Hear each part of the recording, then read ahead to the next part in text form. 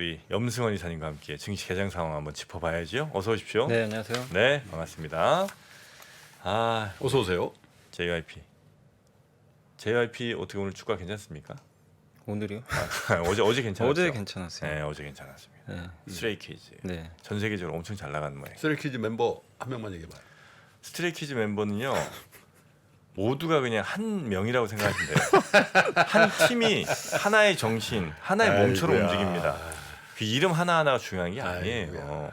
그냥 스트레이키즈예요. 그들은 그 자체가 예, 신화가 됐습니다. 자, 신화 멤버 하나는 얘기해봐. 신화? 네. 신화는 알죠. 저기 그 아이고야 몰라요. 김동완 있잖아. 김동완. 진짜. 김동 뭘 아는 게 없어요 아니 지금. 에릭 있잖아. 아이. 에릭. 네. 네? 자. 어떻게 염이사님 아까 나의 해방 일제 했더니 그 조선시대 얘기해요. 아니, 일제 시대 때. 나의 해방일지 보셨어요? 잘 보진 않았는데. 아이고야. 아, 이 친구 해방 뭐 하는 줄 알았어요. 네. 네.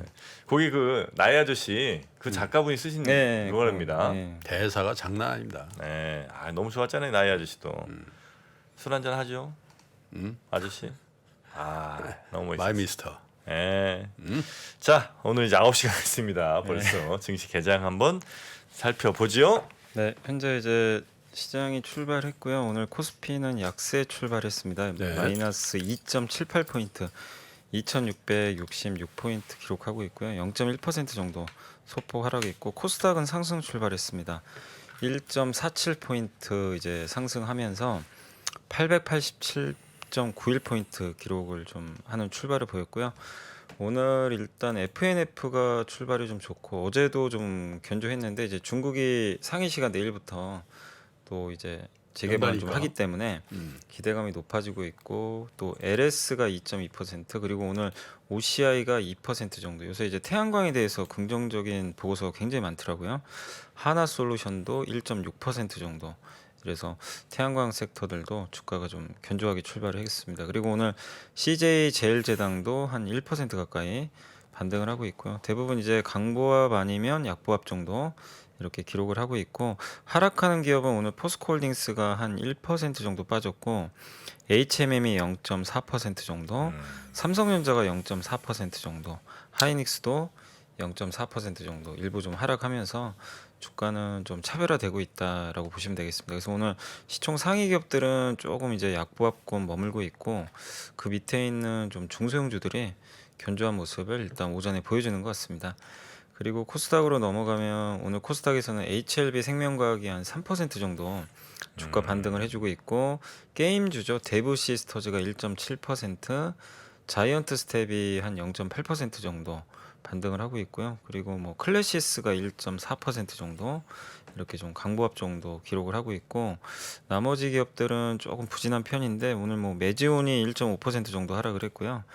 뭐 메디톡스가 1% 정도 하락했고 근데 이게 크게 특징주는 없는 것 같아요. 뭐 급등을 한다거나 뭐 그렇게 크게 빠진다거나 이런 HLB 기업은 안 보이고 HLB 테라피틱스 네. 5% 넘게 오르고 있습니다.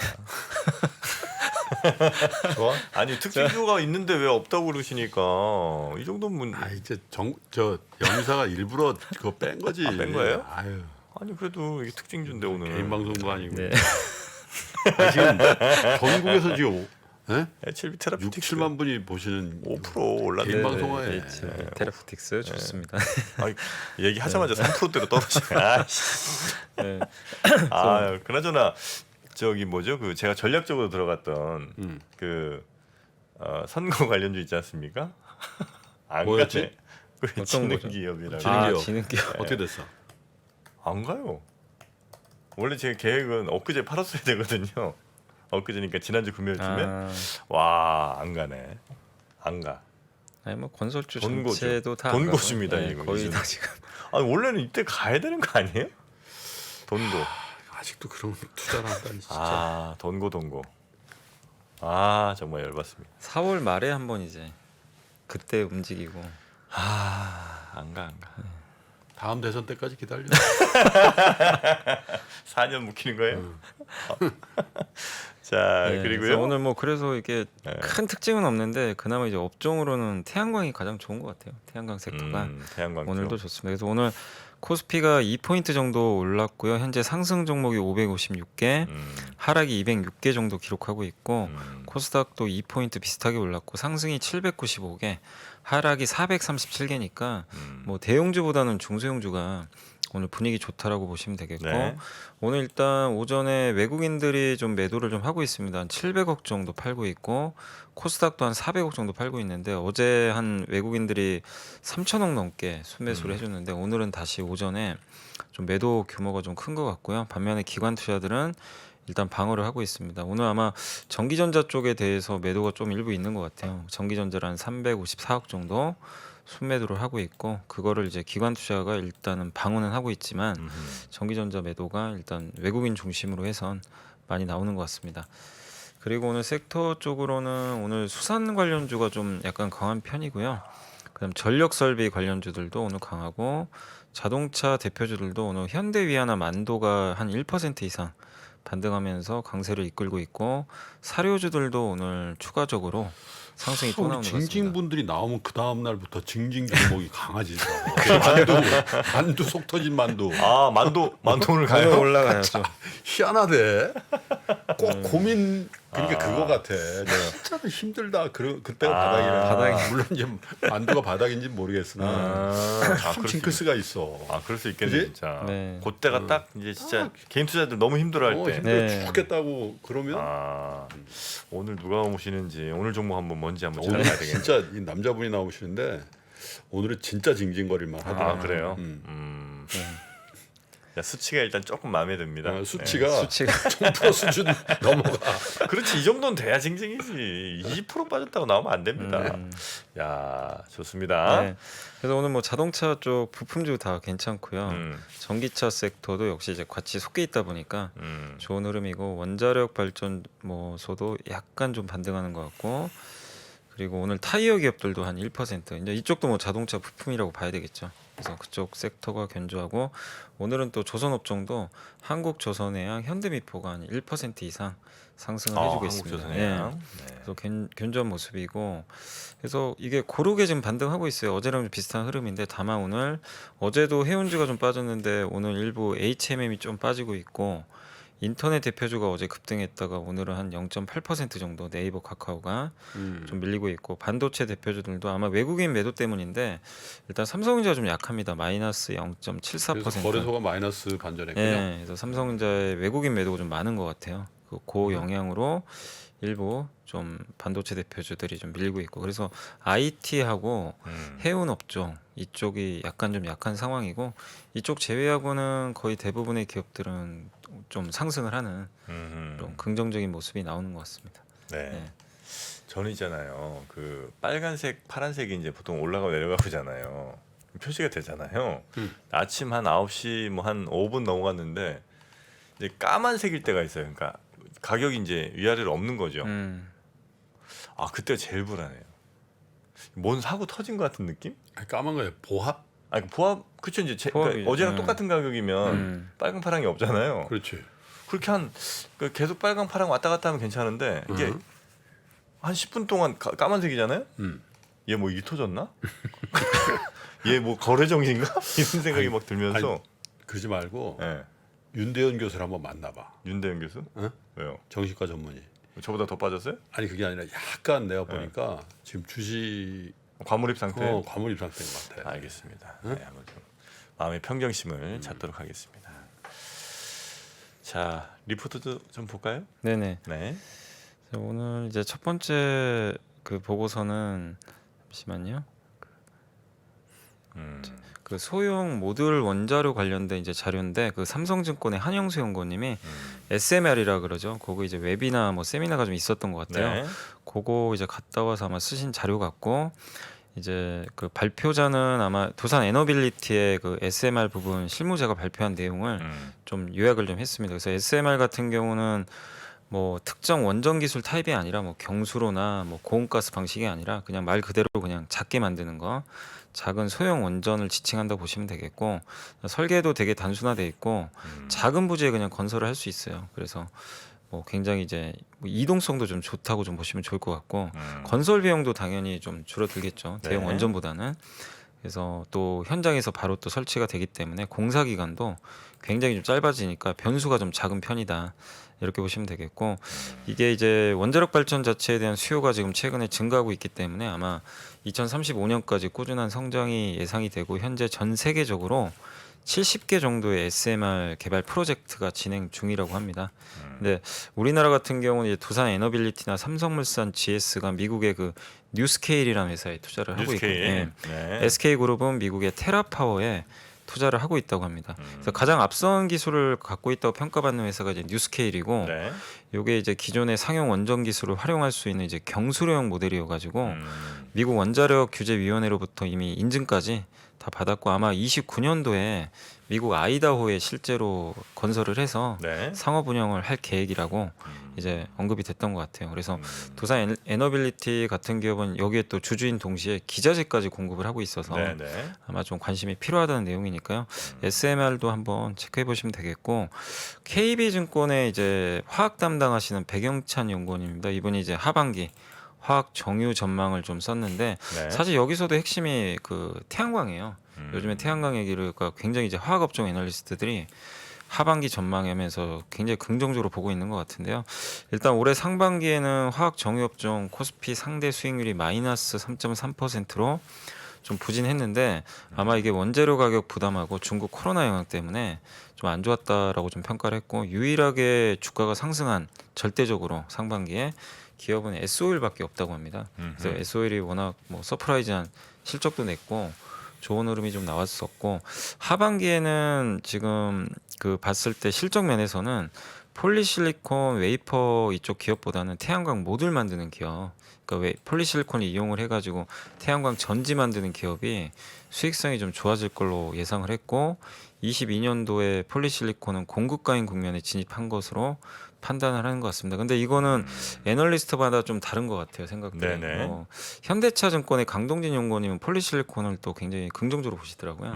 그래서 약간 이제 다른데 어쨌든 여기 KB증권에서는 폴리실리콘을 약간은 좀 보수적으로 좀 보고 있는 것 같습니다. 반면에 태양광 중에서 이제 모듈 이걸 만드는 회사가 한국에는 하나솔루션이죠. 네. 하나솔루션에 대해서는 좀 긍정적으로 보고 있고 그리고 정유업종도 여전히 좋게 보고 있는 것 같아요. 그 석유 제품의 공급이 여전히 제한적이고 중국 수출이 계속 줄고 있기 때문에 정유 쪽을 여전히 좀 긍정적으로 보고 있는 것 같습니다. 그래서 네. 하반기 뭐 업종마다 좀 다르겠지만 하나솔루션, SKC, 코롱인더, S오일을 일단 좀 탑픽으로 제시했으니까요. 한번 그 부분은 체크하시면 되겠고 그 다음에 하나투자증권의 그 한화입니다. 한화투자증권의 박승영 연구원님이 달러 이제 피크아웃 실적 장세 연결고리라는 이제 자료가 이제 오늘 나왔는데 올해 나스닥이 22%나 급락을 했잖아요. 뭐 사실 거의 전고점 대비해서는 30% 급락을 했는데 네. 하락 이유가 이제 이분이 봤을 땐 달러 강세가 원인이다.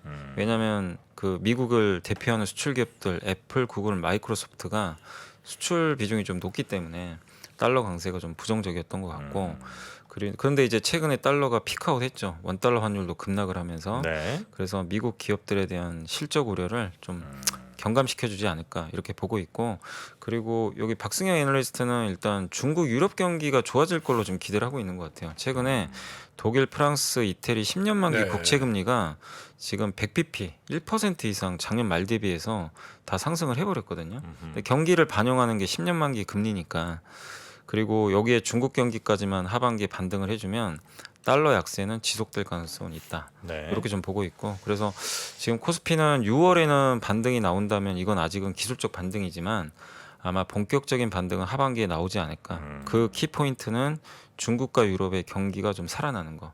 이게 살아나야 달러가 약해지거든요. 그래서 그런 면에서 하반기에 좀 체크할 거는 중국과 유럽 지표들이 어떻게 나오는지 그게 좀 키포인트가 될 것 같다라는 내용이니까요.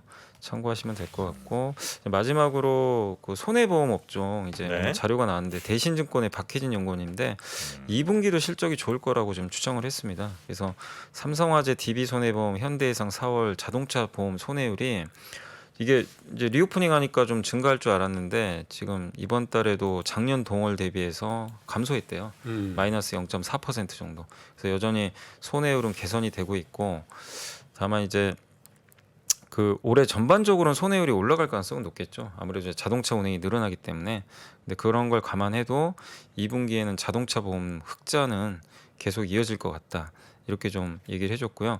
그다음 저번에도 말씀드렸지만 그 백내장 수술이 좀 문제가 많았었잖아요. 그래서 그렇죠. 그게 이제 그 보험사들 실적에 영향을 줬는데 대형 3사 평균 3월 지급된 백내장 수술비가 400억 정도 됐는데 4월에는 120억까지 떨어졌고 5월에는 100억 원을 지금 하회하고 있대요. 그러니까 이제 급감하고 있는데 그 이유가 5월 27일 날 이제 서울경찰청에서 그 금융범죄 수사대에서 안과의 환자를 알선하고 뒷돈을 챙긴 혐의로 브로커 조직 사무실하고 안과병원 압수수색을 들어갔다고 합니다.